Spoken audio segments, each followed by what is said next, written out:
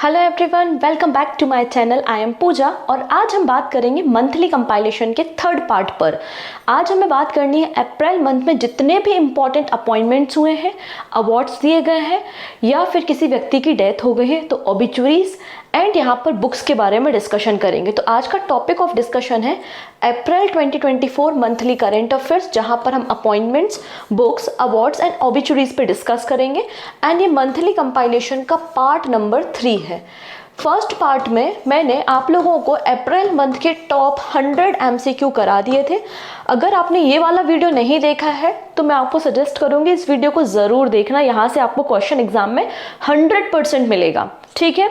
Second जो part हमने discuss किया था वहाँ पर अप्रैल मंथ के important days and theme discuss की थी।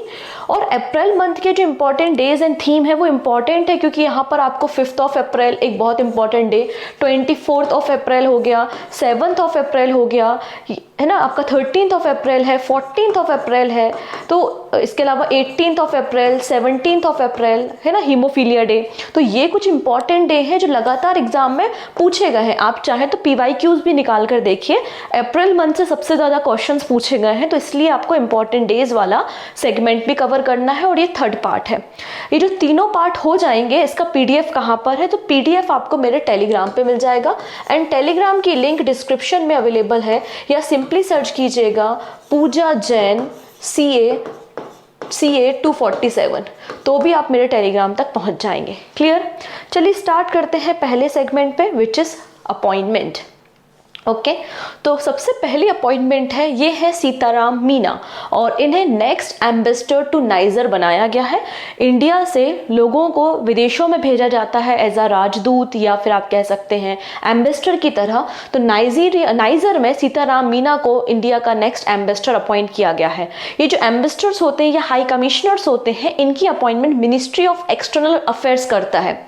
इसके अलावा अभय ठाकुर जी को पहुंचाया गया है म्यांमार में भारत के दूत होंगे। सुमेंदु बागची, इन्हें भेजाया गया है इराक में भारत के एम्बेसडर्स होंगे। अभिलाषा जोशी, इन्हें भेजा गया है कहाँ पे? चिली। और विनय कुमार को भेजा गया है रशिया।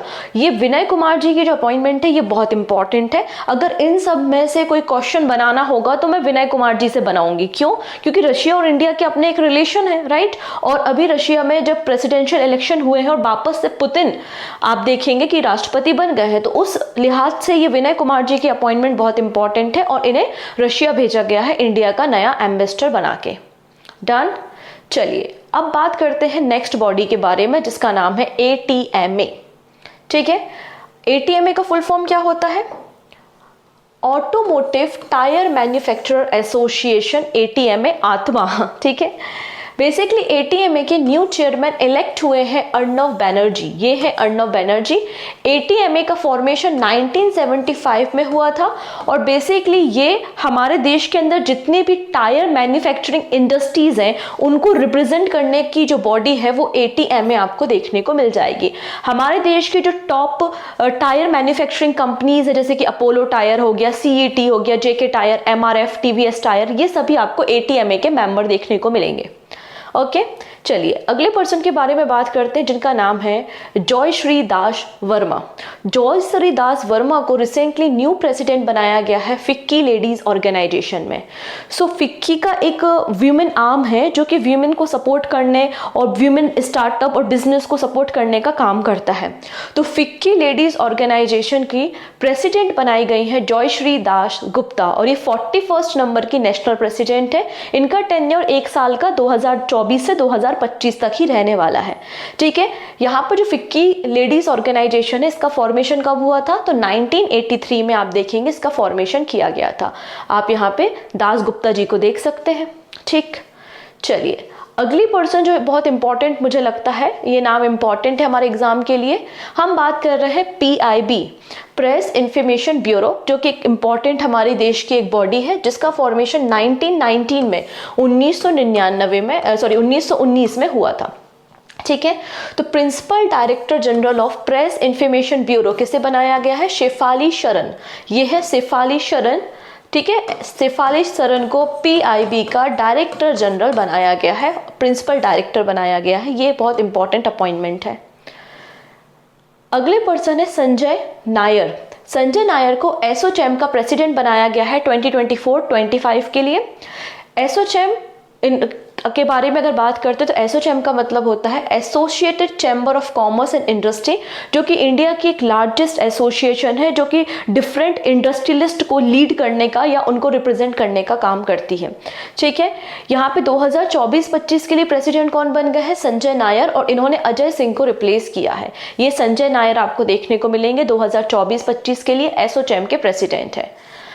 अब बात करेंगे कोंकण रेलवे कॉरपोरेशन के सीएमडी, तो संतोष कुमार झा। ये संतोष कुमार झा है और इन्हें रिसेंटली कोंकण रेलवे कॉरपोरेशन का नया सीएमडी बनाया गया है। ओके, इतनी चीजें डन। नेक्स्ट है मिनीश शाह। मिनीश शाह इलेक्ट हुए हैं as a chairman of NCDFI, मतलब national cooperative dairy federation of India limited के न्यू चेयरमैन इलेक्ट किए गए हैं। नाम है मिनीश शाह। बेसिकली यहाँ पे बोर्ड ऑफ डायरेक्टर्स जो होते हैं, बोर्ड मेंबर्स, उनके बीच में से ही वोटिंग करके यहाँ पे प्रेसिडेंट को इलेक्ट या चेयरमैन को इलेक्ट किया जाता है। ठीक है, इतनी चीज़ें। अगर हम बात करें national cooperative dairy federation of India limited के बारे में, तो ये 7 दिसंबर 1970 में इसका फॉर्मेशन हुआ था under the cooperative society act 2023, जिसे अमेंड किया गया है। आप यहाँ पे मिनीश शाह को देख सकते हैं। अगले पर्सन है Tata international appoints Rajeev Singhal as MD managing director.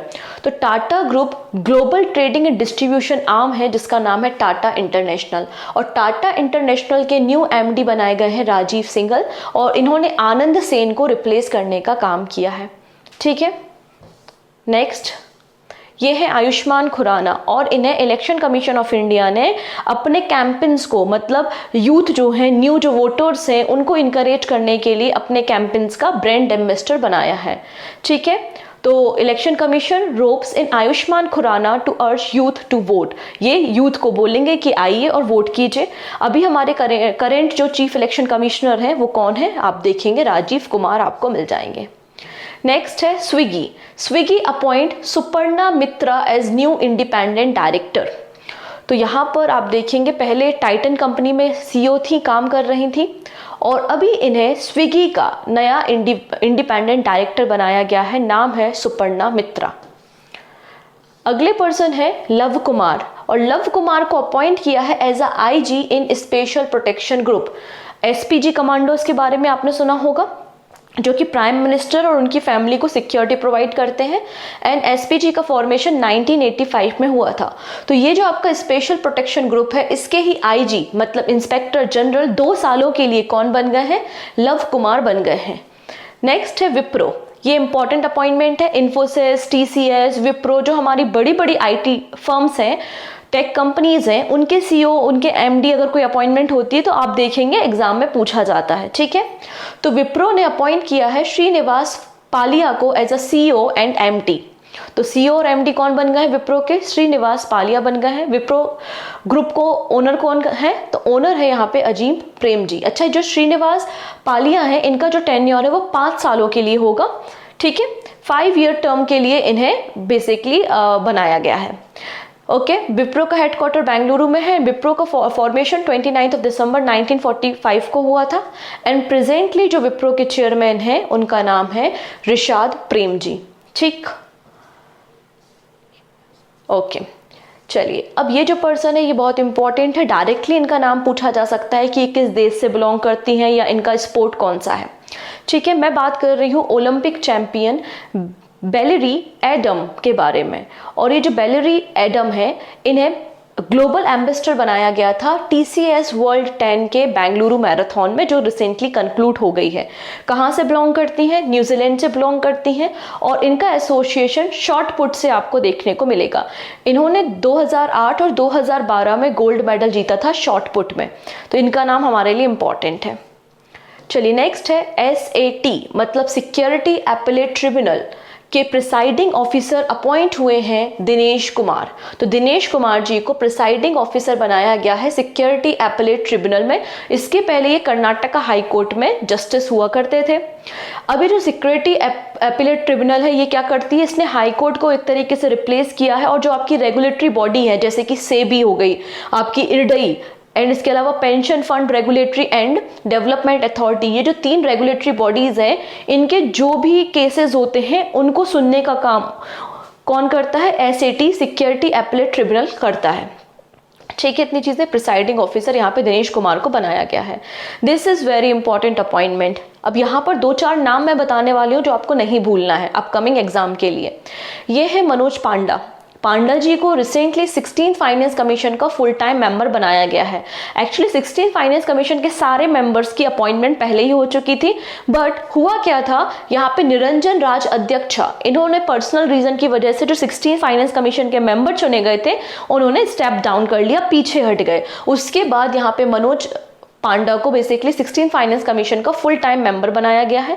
इनका टेन्योर 31 दिसंबर 2023 सॉरी इनका जो टेन्योर होगा वो 31 अक्टूबर 2025 तक होगा, या फिर जब तक फाइनेंस कमीशन अपनी रिपोर्ट को सबमिट नहीं कर देता। ठीक है, ये हमारा 16 फाइनेंस कमीशन है जिसको 31 दिसंबर 2023 में बनाया गया था।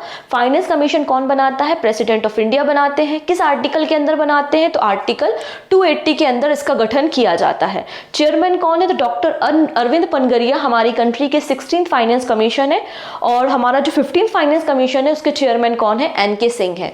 ये जो 16 फाइनेंस कमीशन है इसमें आपको चेयरमैन देखने को मिल जाएंगे डॉक्टर अरविंद पनगरिया, जो कि फॉर्मर वाइस चेयरमैन रह चुके हैं नीति आयोग के। इसके अलावा कुछ और अदर मेंबर है, अजय नारायण झा है, एनी जॉर्ज मैथ्यू आपको देखने को मिलेंगी, और सौम्या कांति घोष और मनोज पांडा आपको देखने को मिलेंगे। 16 फाइनेंस कमीशन जो अपनी रिपोर्ट सबमिट करेगा, तो 16 फाइनेंस कमीशन की जो रिकमेंडेशन होंगी वो हम 1 अप्रैल 2026 से लेकर 31 मार्च 2032 तक अपने देश में अप्लाई करेंगे। अभी 15 फाइनेंस कमीशन की रिकमेंडेशन हमारे देश में चल रही है। नेक्स्ट है Sushil Sharma, appointed CMD of Satluj Jal Vidyut Nigam limited. तो सतलज जल विद्युत निगम लिमिटेड के सीएमडी बनाए गए हैं सुशील शर्मा को। ठीक है, तो एसएस से आपको 2 नाम याद हो जाएंगे। ठीक है, एक तो एसएस मैंने बताया था आपको, याद करो, पीआईबी की प्रिंसिपल डायरेक्टर, याद आया कुछ, और एक एसएस ये है जो सतलज जल विद्युत निगम लिमिटेड के सीएमडी बन गए हैं। अब बात करेंगे एफएसआईबी। एफएसआईबी ने बेसिकली एक नाम रिकमेंड किया है और वो नाम है मनोज मित्तल, और मनोज मित्तल हमारी कंट्री में सिडबी के new chairman and managing director होंगे। तो अगर आपसे पूछ लिया जाए कि सिडबी के नए चेयरमैन कौन होंगे, तो आंसर हो जाएगा मनोज मित्तल, मनोज मित्तल। क्लियर है। अब यहाँ पे जो आपका नेशनल हाउसिंग बोर्ड होता है, इसके मैनेजिंग डायरेक्टर भी अपॉइंट किए गए हैं जिनका नाम है संजय शुक्ला। बेसिकली जो मनोज मित्तल है वो अभी जो प्रेजेंटली हमारे सिडबी के चेयरमैन है, सिडबी के अभी प्रेजेंट चेयरमैन कौन है? एस रमन्ना आप देखेंगे प्रेजेंटली सिडबी के चेयरमैन है, और इनको ही रिप्लेस करेंगे कौन? मनोज मित्तल। तो ये नाम हमारे लिए बहुत इंपॉर्टेंट है, बिल्कुल मत भूलना। ठीक है, सिडबी का फुल फॉर्म भी मत भूलिएगा, small industry development bank of India. Okay, done. चलिए ये देखेंगे, ये मनोज मित्तल आपको देखने को मिलेंगे जो न्यू सीएमडी होंगे सिडबी के। डन। एफएसआईबी क्या होता है? तो फाइनेंशियल सर्विस इंस्टीट्यूशनल ब्यूरो हम एफएसआईबी कहते हैं। हमारे देश के जो बड़े बड़े बैंक्स होते हैं, उनके जो हाई पोजीशन के ऑफिसर्स होते हैं, उनके नामों की रिकमेंडेशन करना बेसिकली एफएसआईबी का काम होता है, और ये मिनिस्ट्री ऑफ फाइनेंस के अंदर काम करता है। नेक्स्ट है Anurag Kumar. Anurag Kumar appointed as a joint director in the CBI. तो सेंट्रल ब्यूरो ऑफ इन्वेस्टिगेशन में joint director recently Anurag Kumar ji को बनाया गया है। एक अपॉइंटमेंट तो ये इंपॉर्टेंट हो गई। सेकंड हम बात करेंगे, अभी ये काम कर रहे थे कहाँ पर? Bureau of police research and development में। ठीक, इसके अलावा अगला जो बहुत इंपॉर्टेंट नाम है वो है तरुण बजाज का। तरुण बजाज हमारे फॉर्मर रेवेन्यू सेक्रेटरी रह चुके हैं, और इन्हें recently US India tax forum का हेड बनाया गया है। यूएस इंडिया टैक्स फोरम का फॉर्मेशन 2020 में हुआ था। आपको पता है ना, बहुत सारे बिजनेसमैन हैं जो इंडिया से यूएसए में जाते हैं, यूएसए से बहुत सारे लोग इंडिया में आते हैं, और उनके बीच में जब वो कोई बिजनेस रन कर रहे हैं, किसी इंडस्ट्री को चला रहे हैं, तो टैक्स भी पे करना पड़ता है। तो टैक्स रिलेटेड जो भी डिस्प्यूट्स होते हैं उनको रिजॉल्व करने के लिए, या फिर कोई कस्टमर है उसके कुछ डाउट है अबाउट द टैक्स, उसको रिजॉल्व करने के लिए 2020 में यूएस इंडिया टैक्स फोरम बनाया गया था, ईज ऑफ डूइंग बिजनेस को और अच्छा करने के लिए। ठीक है, तो तरुण बजाज का नाम हमें याद रखना है, ये आपको तरुण बजाज देखने को यहां पर मिल जाएंगे। अगले पर्सन है Rajiv Gauba. Rajiv Gauba to head central government committee on LGBTQ+ community. देखिएगा, राजीव गौबा जो है ये यूनियन होम सेक्रेटरी हैं और इन्हें रिसेंटली LGBTQ कम्युनिटी का जो सेंट्रल गवर्नमेंट का मामला चल रहा है सुप्रीम कोर्ट में, उस कमेटी को हेड करने के लिए इनका नाम सजेस्ट किया गया है। बेसिकली सुप्रीम कोर्ट में आपको एक मामला देखने को मिलेगा, Supriyo Chakraborty versus union of India case, ठीक है। बेसिकली इन्होंने चैलेंज किया है आपका स्पेशल मैरिज एक्ट 1954 को। स्पेशल मैरिज एक्ट अलाउ करता है 2 इंटरकास्ट मैरिज को, ठीक है ना। एक अगर हिंदू है और कोई दूसरा सिख है या अदर कम्युनिटी का, उनके बीच की अगर शादियां हो रही हैं तो वो आपको स्पेशल मैरिज एक्ट में देखने को मिलेंगी। लेकिन स्पेशल मैरिज एक्ट में कहीं भी सेम सेक्स मैरिज के बारे में नहीं लिखा गया है, इसलिए इस पूरे मामले को चैलेंज किया गया सुप्रीम कोर्ट ने। और सुप्रीम कोर्ट ने फिर एक कमेटी बनाई, उस कमेटी को लीड कौन कर रहा है? राजीव गौबा, आप देखेंगे लीड कर रहा है, और ये रिप्रेजेंट करता है आपका आर्टिकल नंबर 40। अगला जो नाम बहुत इंपॉर्टेंट मुझे लगता है वो है नलिन प्रभात, ठीक है। अब यहाँ पे आपको 2 नाम याद हो जाना चाहिए। पहला नाम तो आपको स्क्रीन पे दिख रहा है विच इज नलिन प्रभात, और दूसरा है नलिन नेगी। नेगी साहब को भारत पे का नया हेड बनाया गया है, और भारत पे का जो फॉर्मेशन था वो 2018 में हुआ था। यहाँ पर नलिन प्रभात को अपॉइंट किया गया है डायरेक्टर जनरल ऑफ NSG, मतलब नेशनल सिक्योरिटी गार्ड, और इनका जो टेन्योर है वो कब तक रहेगा? 2028 तक रहेगा, ठीक है। चलिए, डन। NSG का फॉर्मेशन 1986 में हुआ था और ये मिनिस्ट्री ऑफ होम अफेयर्स के अंदर काम करते हैं। ब्लू स्टार ऑपरेशन के बाद बेसिकली NSG का फॉर्मेशन किया गया था। अगला जो नाम वेरी वेरी इंपॉर्टेंट है वो हम देखेंगे। हम बात कर रहे हैं हमारी कंट्री के new chief of naval staff के बारे में। एक्चुअली जो हमारी कंट्री के चीफ ऑफ नेवल स्टाफ थे R हरि कुमार, उनका टेन्योर 30 अप्रैल को खत्म हो गया। तो जो वाइस चीफ थे हमारे देश के, उन्हें chief of the naval staff बना दिया गया। उनका नाम क्या है? दिनेश के त्रिपाठी है, ठीक है। दिनेश के त्रिपाठी, इनका नाम आपको देखने को मिल जाएगा। तो ये बहुत इंपॉर्टेंट अपॉइंटमेंट है क्योंकि तीनों सेनाओं के प्रमुख एग्जाम में पूछे जाते हैं। नेक्स्ट है धनलक्ष्मी बैंक के हेड। तो धनलक्ष्मी बैंक के चीफ बनाए गए हैं अजीत कुमार, और अजीत कुमार का जो रिकमेंडेशन या अप्रूवल दिया है वो RBI, reserve bank of India ने दिया है। धनलक्ष्मी बैंक का फॉर्मेशन 1927 में कहां पर हुआ था? केरला में हुआ था। अगले पर्सन है Santosh Vishwakarma, appointed India region head of Intel. Intel आपको पता है एक बहुत बड़ी चिप मेकिंग कंपनी है, तो इनके कई सारी कंट्रीज में काम चलते हैं। तो उस पर्टिकुलर कंट्री को, उसके बिजनेस को हेड करने के लिए कोई रीजनल हेड बनाया जाता है। तो वैसे इंडिया में इंटेल का हेड किसे बनाया गया है? संतोष विश्वनाथन को बनाया गया है। Santosh Viswanathan is the right answer. अब जो अगला नाम मुझे बहुत इंपॉर्टेंट लगता है वो ये है, क्योंकि जब सोमा मंडल न्यूज में थी, ये JNU की जब पहली वाइस चांसलर न्यूज में थी वीमेन, तो क्वेश्चन बना था एग्जाम में। तो कोई भी फर्स्ट महिला अगर बनती है किसी बड़े ऑर्गेनाइजेशन की हेड, तो वो एग्जाम में बनता है क्वेश्चन। अभी हम बात कर रहे हैं vice chancellor of Aligarh Muslim university, और पहली वीमेन वाइस चांसलर कौन बनी है? तो नेमा खातून आपको देखने को मिलेगा। रिसेंटली मिनिस्ट्री ऑफ एजुकेशन ने इनका अपॉइंटमेंट किया है 5 सालों के लिए, या फिर 70 साल, जो भी पहले हो जाए। अलीगढ़ मुस्लिम यूनिवर्सिटी की स्थापना 1920 में हुई थी under the Aligarh Muslim university act 1920। लेकिन एक्चुअल फाउंडर कौन है इसके? सर सैयद अहमद खान आपको देखने को मिल जाएंगे। अगले पर्सन है Narsingh Yadav, elected president of WFI athlete panel. तो बेसिकली नरसिंह यादव, इन्हें recently wrestling federation of India का हेड या चेयरमैन बनाया गया है, जिसका हेडक्वार्टर आपको नई दिल्ली में देखने को मिल जाएगा। तो नरसिंह यादव, ये नरसिंह यादव आपको देखने को मिल रहा है। अब अगला जो नाम मुझे बहुत इंपॉर्टेंट लगता है वो है दीपक पारेख का। ये दीपक पारेख हैं जिन्हें 2006 में पद्म भूषण अवार्ड भी दिया गया था। दीपक पारेख हेड है, किस कंपनी के हेड थे? तो HDFC लाइफ इंश्योरेंस के हेड थे, और इन्होंने स्टेप डाउन कर लिया है, रेजिग्नेशन दे दिया है। तो अब दीपक पारेख की जगह जो अगले व्यक्ति हैं HDFC लाइफ इंश्योरेंस के चेयरमैन, उनका नाम क्या है? केकी मिस्त्री। ये केकी मिस्त्री आपको देखने को मिल जाएंगे, ठीक है। नेक्स्ट है RBI deputy governor T Ravishankar, term extended by the 1 year. तो रिसेंटली गवर्नमेंट ऑफ इंडिया ने T रविशंकर, जो कि RBI के डिप्टी गवर्नर है, RBI में 4 डिप्टी गवर्नर होते हैं और एक गवर्नर होता है, ठीक है।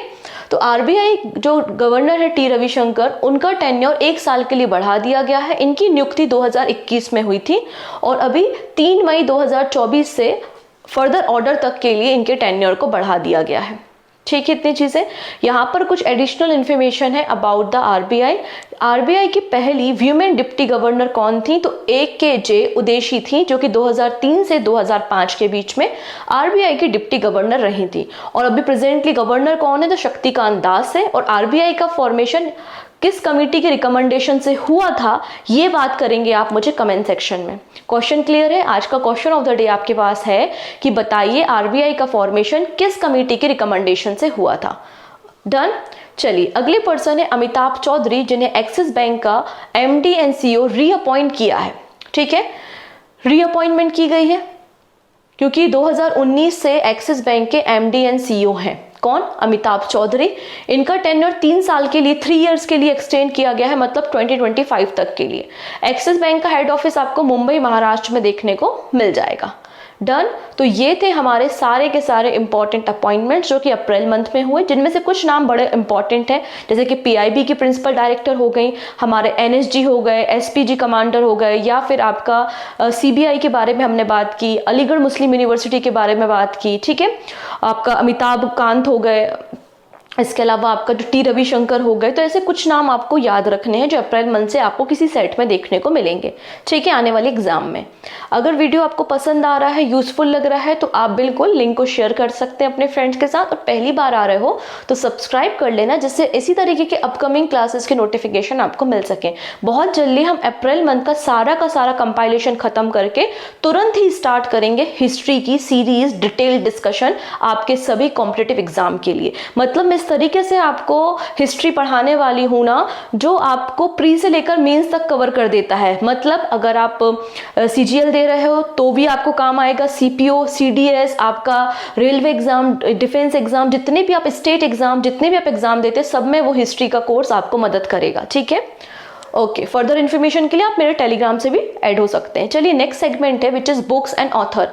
अप्रैल मंथ की कुछ इंपॉर्टेंट बुक्स देखेंगे। पहली बुक जो है, former assistant secretary general of united nation Lakshmi Murdeshwar Puri, जो कि हरदीप सिंह पुरी जी की वाइफ है, इन्होंने एक बुक लॉन्च की है। तो लक्ष्मी मुर्देश्वर पुरी की एक बुक है जिसका नाम क्या है? फॉलोइंग द सन। ये आपको बुक देखने को मिल जाएगी।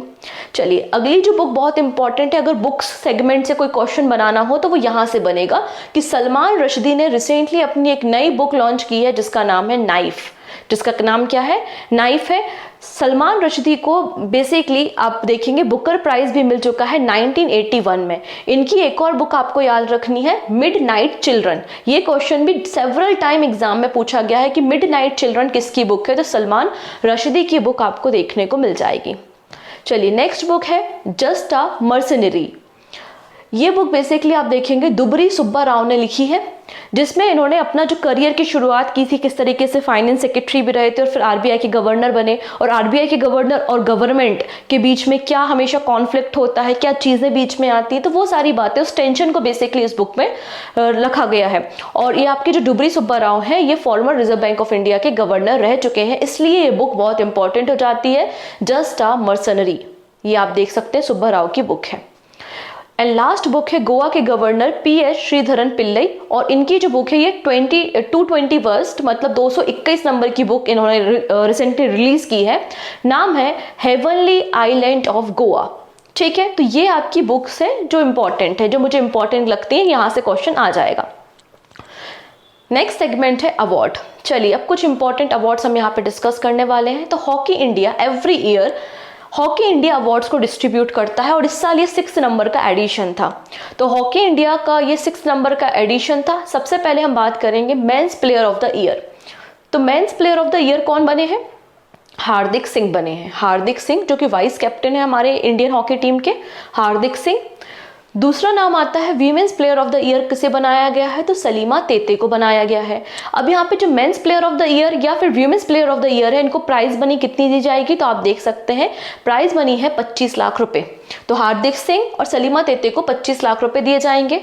ठीक है। इसके अलावा एक और इम्पॉर्टेंट नाम आता है अशोक कुमार का। अशोक कुमार जी को major Dhyanchand life time achievement award दिया है। इस अवार्ड में जो प्राइज मनी होती है वो 30 लाख रुपीस की आपको देखने को मिल जाएगी। वहीं goalkeeper of the year award किसे दिया है, तो PR श्रीजेश को दिया है, उनको 5 लाख रुपए दिए जाएंगे। ठीक है। हरमनप्रीत सिंह इन्हें डिफेंडर ऑफ द ईयर चुना गया है। हार्दिक सिंह, तो हार्दिक सिंह को आप देखो यहाँ पर हार्दिक सिंह को प्लेयर ऑफ द ईयर भी चुना गया है और हार्दिक सिंह को mid fielder of the year भी चुना गया है। डन। अब यहाँ पे जो हॉकी इंडिया है उन्होंने कहा है जिस तरीके से IPL होता है वैसे ही हमारा हॉकी इंडिया लीग को हम वापस से रिवाइव करेंगे। मतलब 2017 में लास्ट एडिशन हुआ था, उसके बाद नया एडिशन नहीं हुआ, तो अगला एडिशन 2025 में होगा। ये बात यहाँ पे अनाउंस की गई है। हॉकी इंडिया का फॉर्मेशन 2009 में हुआ था। नेक्स्ट है professor Meena Charanda honour with the international culture award 2024।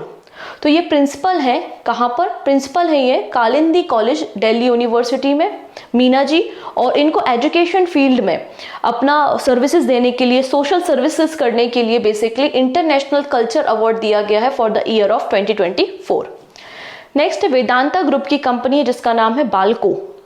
ठीक है, मतलब भारत एल्यूमिनियम कंपनी लिमिटेड। ये पहली इंडियन कंपनी बन गई है जिसे सर्टिफाई किया है as a ASI performance standard.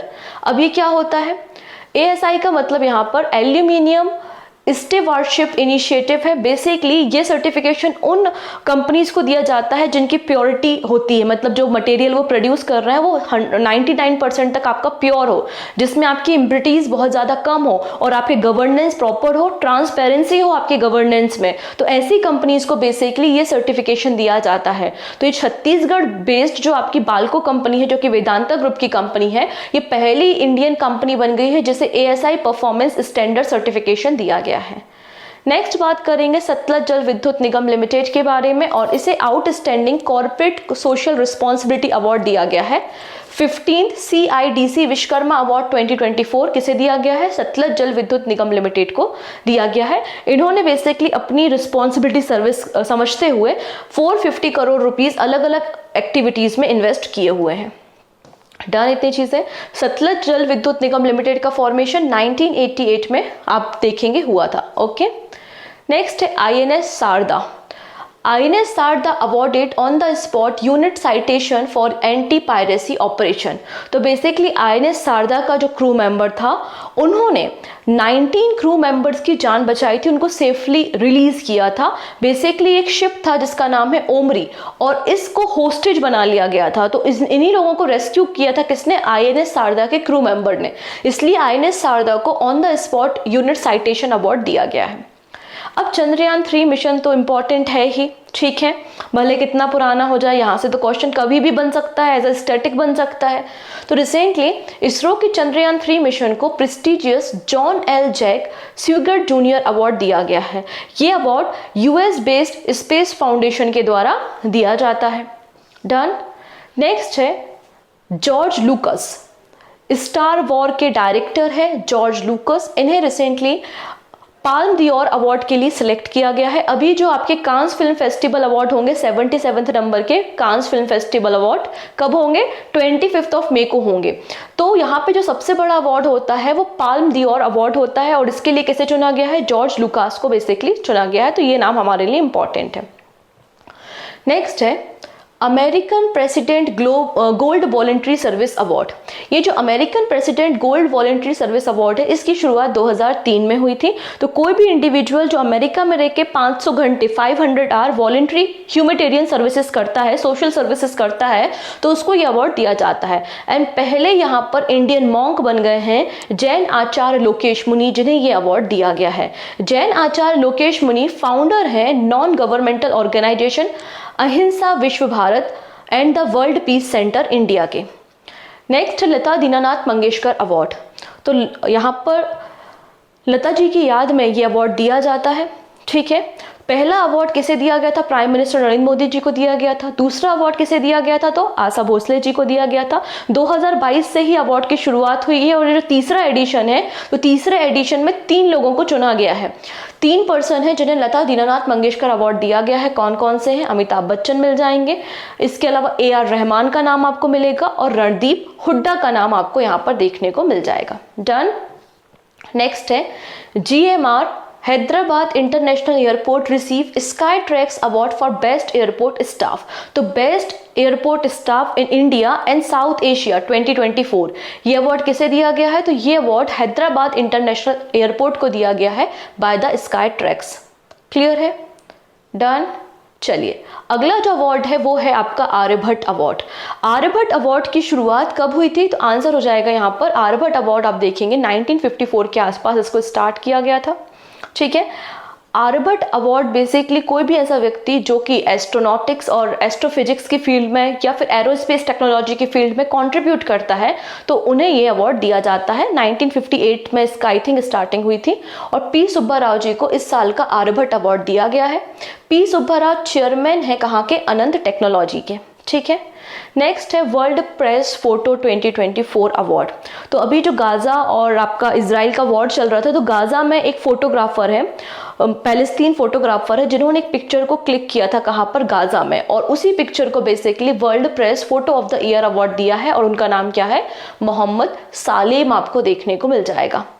Next बात करेंगे हम यहाँ पे KISS मतलब किस ह्यूमैनिटेरियन अवार्ड जो कि कलिंगा इंस्टीट्यूट देता है और ये अवार्ड 2021 के लिए रतन टाटा जी को दिया गया है। इस अवार्ड की शुरुआत 2008 में की गई थी। नेक्स्ट बात कर लेते हैं गीना जस्टिस। तो गीना जस्टिस जी का नाम सजेस्ट किया गया है for 2024 Cambridge dedicated teacher award for MENA। MENA का मतलब है middle east and north Africa area के लिए बेस्ट टीचर, डेडिकेटेड टीचर और जो कि सोशल सर्विस में भी इन्वॉल्व हो, ऐसे लोगों का चयन किया गया है। टोटल 9 नाम है, 9 पर्सन के नाम है। इन सबको अभी मई में अवार्ड दिया जाएगा। उनमें से आपको एक गीना जस्टिस देखने को मिलेंगी जो कि भारत की रहने वाली है, केरला से बिलोंग करती हैं और 2005 से UAE में टीचर के रूप में काम कर रही हैं। ठीक है। नेक्स्ट बात करेंगे हम पंडित लच्छू महाराज अवार्ड। तो पंडित लच्छू महाराज डायरेक्ट स्टैटिक क्वेश्चन है कि पंडित लच्छू महाराज जी हैं, उनका रिलेशन किस आर्ट फॉर्म से है? तो ये कथक से एसोसिएटेड है। किस आर्ट फॉर्म से है? कथक। ये इस तरीके के क्वेश्चन आप देखेंगे फेवरेट क्वेश्चन होते हैं SSC के, तो मल्टीपल टाइम पूछे जाते हैं, तो हमारे लिए इंपॉर्टेंट है।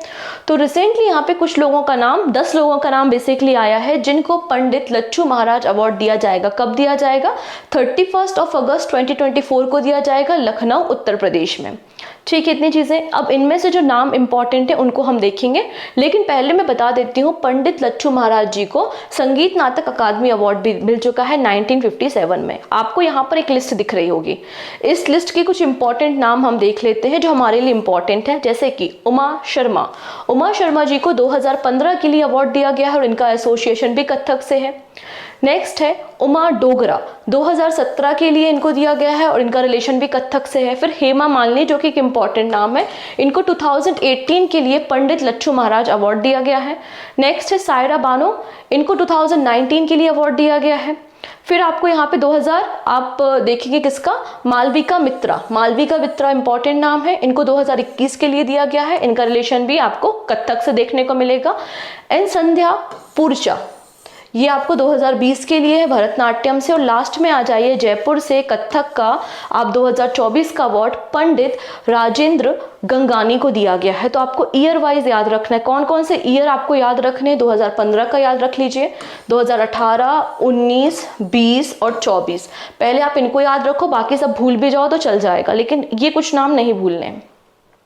नेक्स्ट बात करेंगे AI न्यूज एंकर के बारे में जिसका नाम है सना।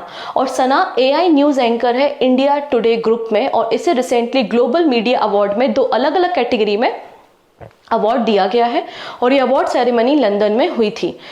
Best use of AI in the customer facing product के लिए और best in south Asia for AI led news room transformation award Sana को दिया गया है। ओके, नेक्स्ट बात करेंगे गोल्डमैन प्राइज 2024 के बारे में। ये एनवायरनमेंट की फील्ड में दिया जाने वाला one of the largest award है। आप इसे एनवायरनमेंट की फील्ड का नोबेल प्राइज भी बोल सकते हैं, गोल्डमैन प्राइज 2024।